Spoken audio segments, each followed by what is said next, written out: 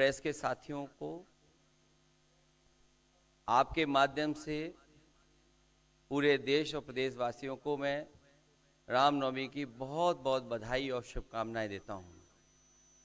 ऐसा त्योहार, ऐसे दिन जहां से अच्छी शुरुआत होती है। मुझे खुशी है इस बात की कि आज कांग्रेस पार्टी के नेता राहुल गांधी जी और समाजवादी पार्टी की आज हम मिलकर के प्रेस कर रहे हैं। पहले चरण का चुनाव उत्तर प्रदेश का होने जा रहा है और जो पश्चिम से हवा चल रही है वो पूरे के पूरे उत्तर प्रदेश और देश के माहौल को बदलने जा रही है। आज गाजियाबाद में बैठे हैं। इस बार भारतीय जनता पार्टी को गाजियाबाद से लेकर के गाजीपुर तक इंडिया गठबंधन सफाया करने का काम करेगा। आज किसान दुखी है। तमाम जो वादे किए थे, भारतीय जनता पार्टी की हर बात झूठी निकली। उनके वादे झूठे। न किसान की आय दोगुनी हुई, न नौजवान को नौकरी रोजगार मिला, और जो सपने दिखाए थे विकास के वो भी अधूरे हैं।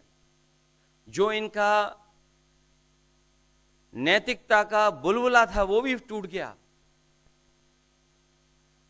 इलेक्टोरल बॉन्ड ने इनका बैंड बजा दिया। भारतीय जनता पार्टी सभी भ्रष्टाचारियों का गोदाम बन गई। न केवल भ्रष्टाचारियों को ले रहे हैं, बल्कि भ्रष्टाचारियों ने जो कमाया है उसको भी अपने साथ रख रहे हैं। जहां उत्तर प्रदेश देश का सबसे बड़ा प्रदेश है, डबल इंजन की सरकार में जो दावा करते रहे डबल इंजन, उनकी होर्डिंग देखिए आप कि अब डबल वहां पर नहीं दिखाई देते हैं, अकेले दिखाई दे रहे हैं। इनके प्रत्याशी होर्डिंग से गायब हैं और चुनाव के बाद होर्डिंग पे जो अकेले हैं वो भी गायब हो जाएंगे और सफाया होने जा रहा है। इनका एक ही नारा है, झूठ बोलने का और लूटने का। लूट और झूठ भारतीय जनता पार्टी की पहचान बन गई है। पेपर लीक कितने हुए हैं? एक दो होते तो ठीक था, लेकिन 10 पेपर लीक हुए।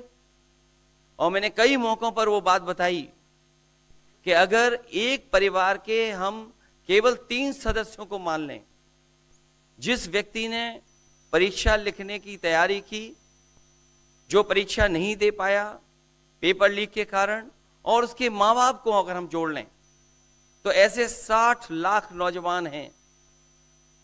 60 लाख नौजवानों का भविष्य अंधकार में डाल दिया।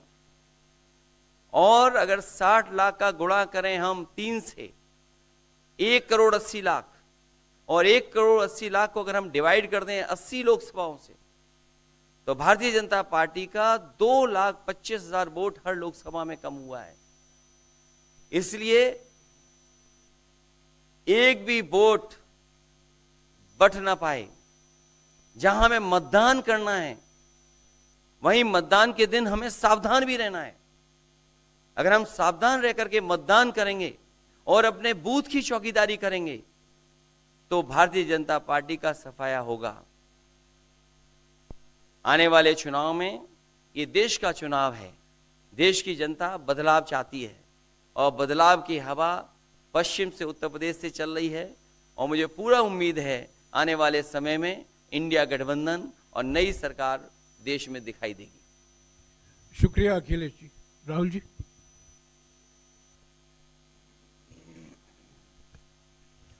नमस्कार।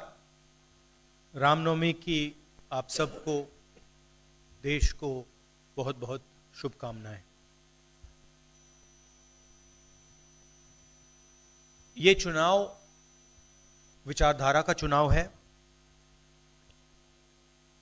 एक तरफ आरएसएस और बीजेपी जो संविधान है, लोकतांत्रिक सिस्टम है, उसको खत्म करने की कोशिश कर रही है, और दूसरी तरफ इंडिया गठबंधन, कांग्रेस पार्टी संविधान को, लोकतंत्र को डिफेंड करने की कोशिश कर रही है, उसकी रक्षा कर रही है। चुनाव में 2-3 बड़े मुद्दे हैं। सबसे बड़ा बेरोजगारी, दूसरे नंबर पर महंगाई, भागीदारी। मगर बीजेपी 24 घंटा डिस्ट्रैक्शन करने में लगी रहती है।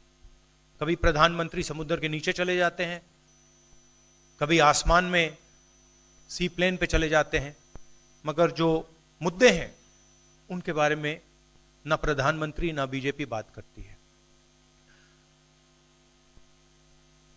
कुछ दिन पहले प्रधानमंत्री ने ANI को बहुत लंबा इंटरव्यू दिया, स्क्रिप्टेड था मगर फ्लॉप शो था। प्रधानमंत्री जी ने उसमें इलेक्टोरल बॉन्ड्स समझाने की कोशिश की। प्रधानमंत्री जी कहते हैं कि इलेक्टोरल बॉन्ड्स का सिस्टम ट्रांसपेरेंसी के लिए लाया गया, राजनीति को साफ करने के लिए लाया गया। अगर यह सच है तो उस सिस्टम को सुप्रीम कोर्ट ने रद्द क्यों किया? और दूसरी बात, अगर आप ट्रांसपेरेंसी लाना चाहते थे तो जिन लोगों ने आपको पैसा दिया, बीजेपी को पैसा दिया, हजारों करोड़ रुपए दिए, उनका नाम आपने क्यों छुपाया था? और जिन तारीखों पे उन्होंने आपको पैसा दिया उसको आपने क्यों छुपाया था? पता लगता है हजारों करोड़ रुपए का कॉन्ट्रैक्ट किसी कंपनी को मिलता है, उसके एकदम बाद वो कंपनी बीजेपी को पैसा देती है। सीबीआई की इंक्वायरी होती है, ईडी की इंक्वायरी होती है, किसी कंपनी पर शुरू होती है, उसके 10-15 दिन बाद कंपनी करोड़ों रुपए बीजेपी को देती है और फिर सीबीआई की इंक्वायरी, ईडी की इंक्वायरी बंद हो जाती है। सड़क पे इसको एक्सटॉर्शन कहते हैं, एक्सटॉर्शन कहते हैं सड़क पे। तो ये जो है इलेक्टोरल बॉन्ड्स का जो स्कीम है, ये दुनिया का सबसे बड़ा एक्सटॉर्शन का स्कीम है। हिंदुस्तान के सारे बिजनेसमैन इस बात को समझते हैं, जानते हैं, और प्रधानमंत्री जितनी भी सफाई देना चाहें कोई फर्क नहीं पड़ने वाला है, क्योंकि पूरा देश जानता है कि प्रधानमंत्री भ्रष्टाचार के चैंपियन है। धन्यवाद। शुक्रिया राहुल जी। अच्छा, एक और बात, आपने जयराम जी आपने कहा कि जो भी आपको क्वेश्चंस पूछने हैं आप पूछेंगे, और ये ओपन एंडेड प्रेस कॉन्फ्रेंस है। बट इसमें एक और बात, मुझे पहले ही 2-3 बीजेपी वाले क्वेश्चंस पता लग जाते हैं, तो वो तो गारंटीड पूछे जाएंगे, तो उनके लिए मैं तैयार हूं। आजकल गारंटी का जमाना है राहुल जी। पहला सवाल महिकार सिंह जी, हिंदुस्तान हिंदी डेली से। माइक दीजिएगा।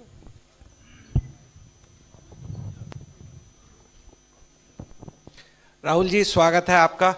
दोनों नेताओं, जबकि आज प्रचार का पहला चरण समाप्त होने वाला है, आपने मेरे मित्रों को थोड़ा सा कसरत करा दी। वो दिल्ली से यहाँ आए हैं, आपने गाजियाबाद में ही क्यों पीसी की?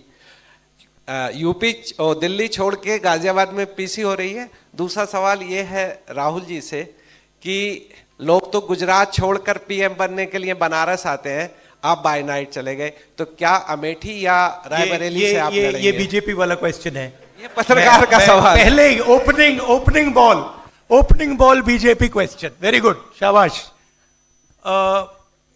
देखिए, अमेठी की बात कांग्रेस का डिसीजन है, जो भी मुझे ऑर्डर मिलेगा मैं वो करूंगा। सीईसी मीटिंग हमारी पार्टी में सीईसी मीटिंग्स में ये डिसीजन लिए जाते हैं। बट पहला बीजेपी का question, good question, thank you. Amar Ujala से निशा, आप थोड़ा शांत हो जाइए यहाँ प्लीज। बहुत बहुत स्वागत है। मेरा सवाल आपसे ये है कि यूपी में न केवल यूपी में बल्कि पूरे देश में इस बार कांग्रेस ने अपने बहुत कम प्रत्याशी 268 अभी तक सामने आए हैं और यूपी में तो 80 सीटों के मुकाबले केवल 17 सीट हैं। ऐसा क्यों? क्या ऐसा मान के चल रही है कांग्रेस कि आप कमज़ोर चल रहे हैं या यूपी में कमज़ोर है कांग्रेस, इसलिए सपा या आपके गठबंधन बाकी सहयोगी पार्टी सीट नहीं देना चाह रही हैं? नहीं, हमने डिसीजन लिया है कि इंडिया गठबंधन चुनाव लड़ेगा और हमने सीट शेयरिंग की है और ओपन माइंडेड तरीके से दिल खोल के हमने सीट शेयरिंग की है। हम चाहते हैं कि थोड़ी सी हम फ्लेक्सिबिलिटी दिखाएं और ओपन माइंडेड तरीके से हम चुनाव लड़ें, इसीलिए हमने स्पेस अपने पार्टनर्स को दी है, पर इसका कोई कमजोरी का मतलब नहीं है। पीटीआई से अनवर। राहुल जी, मेरा सवाल आपसे है कि पिछले बार जो आप दोनों लोगों का गठबंधन था वो सफल नहीं हो सका उत्तर प्रदेश में। एक बार फिर आप लोग साथ आए हैं और प्रधानमंत्री ने पिछले दिनों कहा कि ये दो लड़कों की फ्लॉप फिल्म है जो इस बार भी फ्लॉप होगी। तो आगे आप क्या उम्मीद कर रहे हैं इस गठबंधन से? उत्तर प्रदेश में कितनी सफलता मिलेगी और कितनी सीटों की उम्मीद है इस बार आप लोगों को? देखिए, मैं सीट्स का प्रेडिक्शन तो नहीं करता हूँ, जनरल बात कह सकता हूँ कि 15-20 दिन पहले कि 180 से 180 तक जाएंगे, अब मुझे लग रहा है 150 तक जाएंगे। हर स्टेट में हमें रिपोर्ट मिल रही है कि हमारा चुनाव इंप्रूव कर रहा है और अंडर करंट है। जहां तक गठबंधन की बात है, यूपी गठबंधन की बात है, बड़ा पावरफुल गठबंधन है और बहुत अच्छा परफॉर्मेंस होगा हमारा उत्तर प्रदेश में। दैनिक जागरण से आदित्य त्रिपाठी। आप दोनों का बहुत बहुत स्वागत है। मेरा प्रश्न ये है कि उत्तर प्रदेश में एनडीए गठबंधन रोकने के लिए आपकी क्या रणनीति है? सॉरी, क्या? उत्तर प्रदेश में एनडीए गठबंधन को रोकने के लिए आपकी क्या रणनीति है, आप दोनों लोगों की? उत्तर प्रदेश में नेशनल लेवल पे मैं आपको हमारा फाउंडेशन बता देता हूं और वही आइडियाज हम उत्तर प्रदेश में भी चलाएंगे। देखिए, पिछले 10 सालों में नरेंद्र मोदी जी ने नोटबंदी करके, गलत जीएसटी लागू करके और जो बड़े बड़े अरबपति हैं, अदानी जी हैं, उनका पूरा सपोर्ट करके जो रोजगार पैदा करने का सिस्टम था उसको उन्होंने कंप्लीटली खत्म कर दिया है। तो सबसे पहला काम जो रोजगार हिंदुस्तान के युवाओं को मिलना चाहिए उसको एक बार फिर स्ट्रेंथन करने का है। उसके लिए हमने अपने मैनिफेस्टो में 2-3 आइडियाज दिए हैं। एक आइडिया रेवोल्यूशनरी आइडिया है, राइट टू अप्रेंटिसशिप। तो जो अमीर घर के बच्चे होते हैं वो अप्रेंटिसशिप करते हैं, ट्रेनिंग मिलती है, पेड ट्रेनिंग होती है।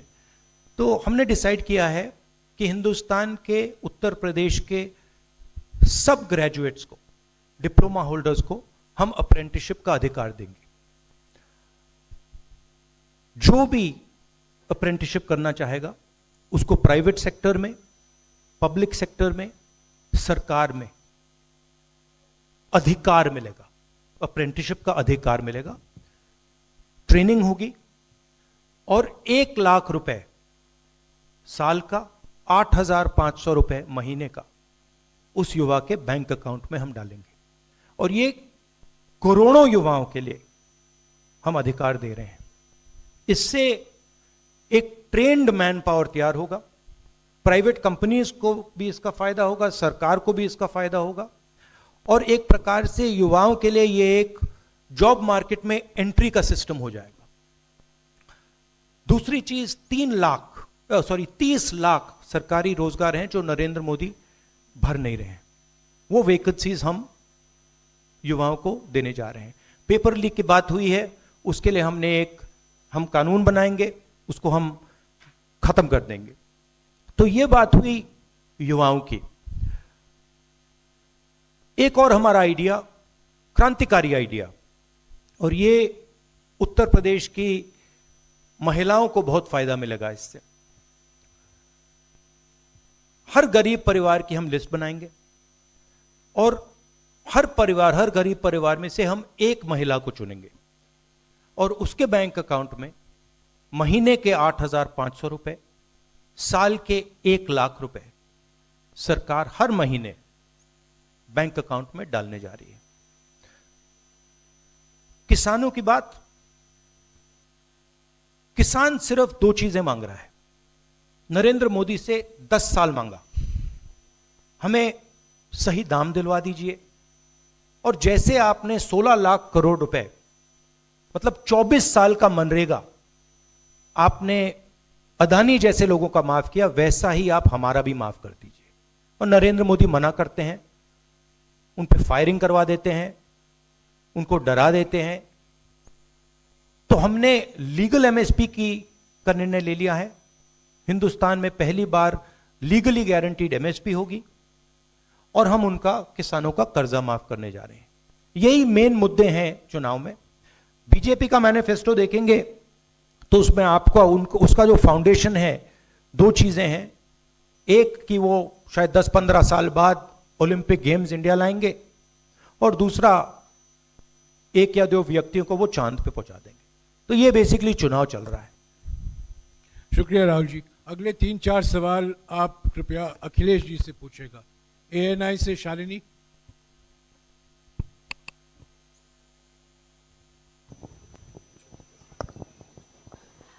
पहला सवाल राहुल जी से है। अखिलेश जी से पूछेगा प्लीज। उन्होंने कृपया लगा दिया, इसलिए अब हमसे पूछिए।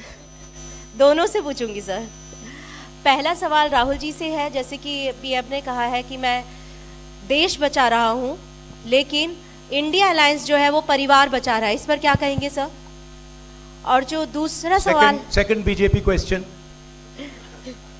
सर दूसरा जो सवाल है मेरा वो ये है, जादूगर कहा है उन्होंने राहुल जी को, और उन्होंने कहा है ANI को जब इंटरव्यू दिया उसमें बोला कि ऐसा कौन सा जादू है कि एक झटके में गरीबी मिटा सकते हैं।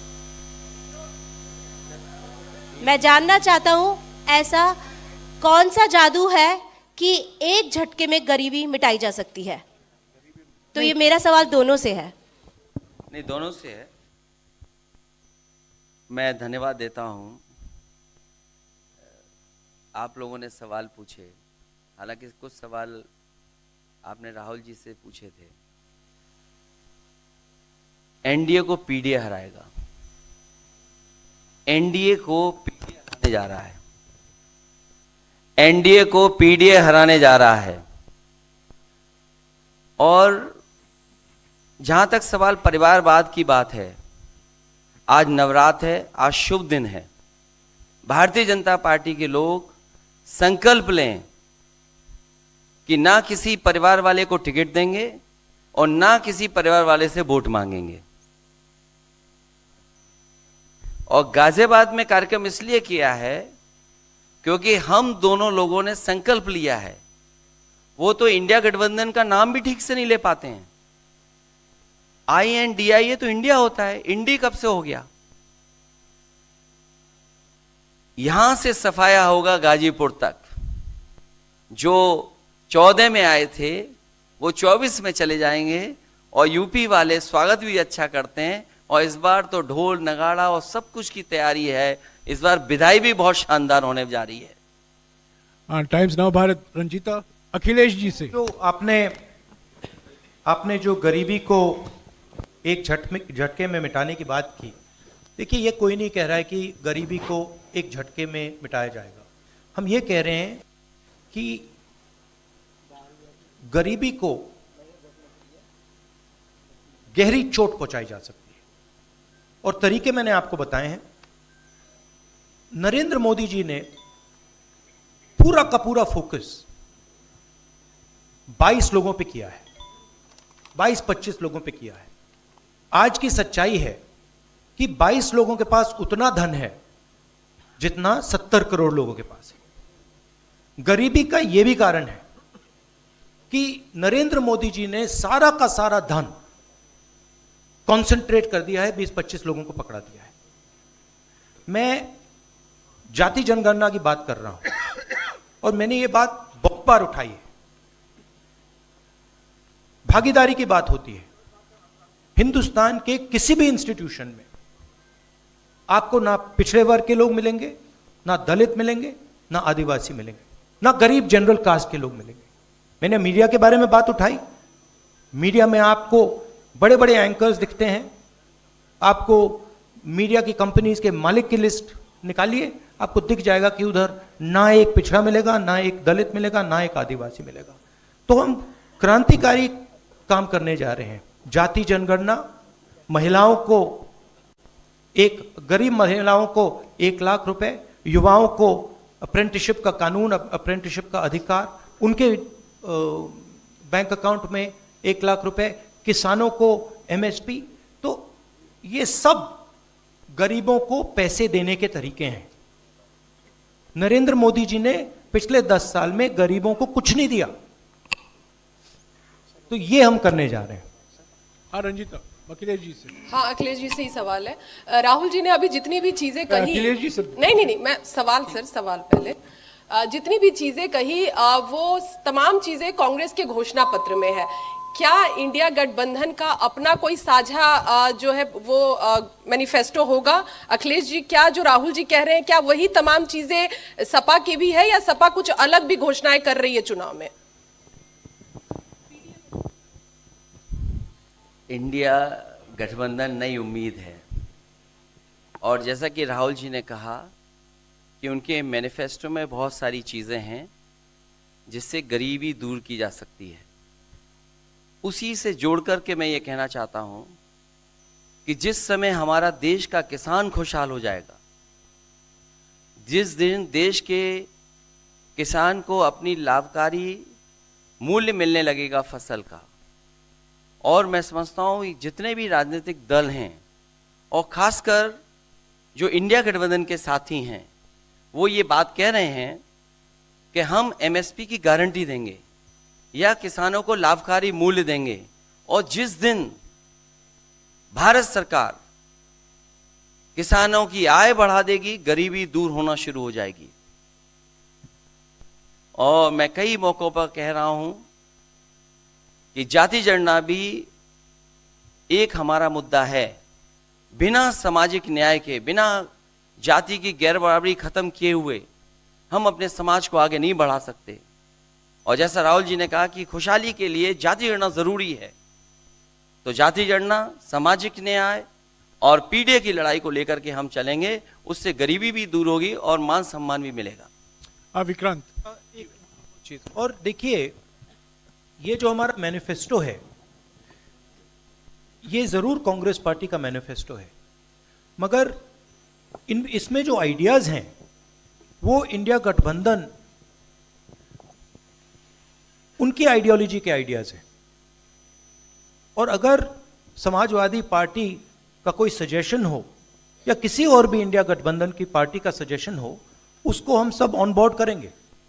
तो हमारा मतलब जॉइंटली काम होता है। हम बातचीत करके, कंसल्ट करके काम करते हैं और फ्लेक्सिबिलिटी दिखाते हैं। और हम लोग G20 की तरह नहीं है, केवल 2 का चलता हो, बाकी सब 0 हो। अखिलेश जी समझने में वक्त लगेगा। अखिलेश जी G20। अखिलेश जी एक मिनट अखिलेश जी को बुलाया है। अखिलेश जी अखिलेश जी, राहुल जी, आप दोनों लोग, अखिलेश जी सामने, अखिलेश जी, राहुल जी, आप दोनों लोग 2017 में साथ आए थे। दोनों ने लखनऊ में प्रेस कॉन्फ्रेंस भी की थी, लेकिन 19 और 22 में आप दोनों अलग अलग हो गए। 24 में फिर साथ आए हैं। आखिर क्या वो मोमेंट क्या था जब दोनों के दिल में आया कि हाँ हमको साथ आना चाहिए, जरूरी है 7 साल बाद? दोनों के दिल में कब ये मोमेंट आया कि हाँ चलना है साथ? मूवमेंट क्यों बताना, हम साथ आ गए और साथ आ गए, साथ आ गए, यही मूवमेंट है।